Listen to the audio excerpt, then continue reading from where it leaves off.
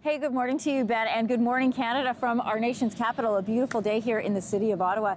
You might remember last year's C3 expedition took a group of Canadians on a 150-day journey. They went from coast to coast to coast. Along the way, youth ambassadors hopped on board for that trip to speak with members of different communities, to learn their stories about both our past and to figure out what the future of Canada could be. And the founder and leader of that expedition is Geoff Green, who is back home. So welcome back home. You and I spoke at the beginning of this journey, and I'm so anxious to know, how did it go? What were some of the highlights? It was an incredible success, way beyond our expectations and imaginations. 150 days, 25,000 kilometers from Toronto to Vancouver, through the Northwest Passage. And water connects this country. Just like the Ottawa River behind us flows right into the sea, and we followed that coastline, the longest in the world, and learned a lot about our country's past, about the parts of our past that I didn't really even understand, and the present, and also where are we going as a country in the future. And every single day was a highlight. We stopped at communities, at national parks, at wilderness sites, at marine protected areas, and saw the extraordinary beauty of Canada's coastline.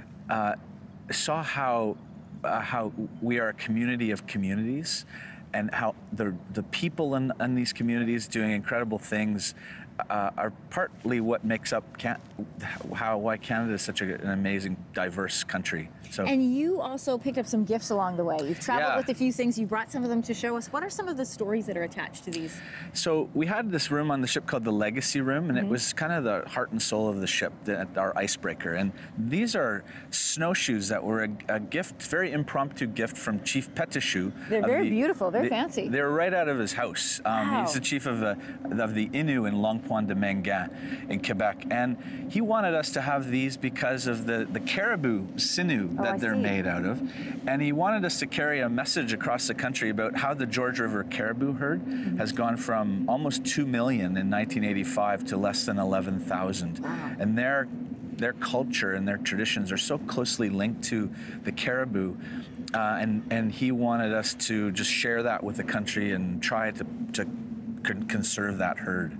You have two other things here. This has a remarkable and personal connection to one of your team members. So this is from the north. Doesn't look like much with the naked eye. I know, it's just a piece of wood, but an Inuit elder named Roger Hitchiluk from Kugluktuk Nunavut told me a story about when he was 5 years old being stranded on an island with his family because their boat was wrecked in a storm hunting. And so we decided to go to that island. It's called Putilik Island, and within 5 minutes of going onto the beach, Roger found a piece of his dad's boat from 65 years. He's 70 years old now. Wow. And that night was an extraordinary. We tell a little bit about that story in the film. Right. We should mention the film too, but very quickly, what's this last piece that you brought? This is a gift from Lillian Howard. She's an Indigenous leader from the West Coast. It's an eagle feather, a carved eagle feather. And it's very symbolic of many things. Our connection to the Creator, our connection to nature, respect and honor, and she gave that to me so as a reminder to try to share the Indigenous history of Canada, the first peoples of this country. And we celebrated Canada 150 on this journey, but we were often walking in the footsteps of people that had lived here 4,000 years ago. Yes.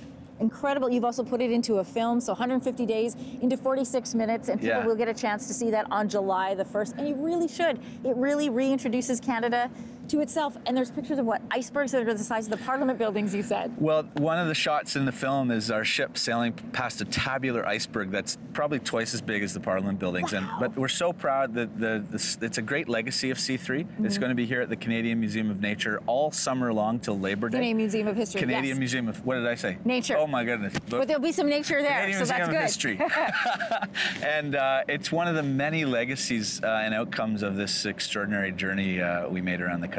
Well, congratulations. We're glad that you are safe home. Thank you. Thanks for coming on your morning to complete the journey with us. It's a real pleasure. It closes the loop to some degree. And in such a beautiful way. Greg, thank you so much.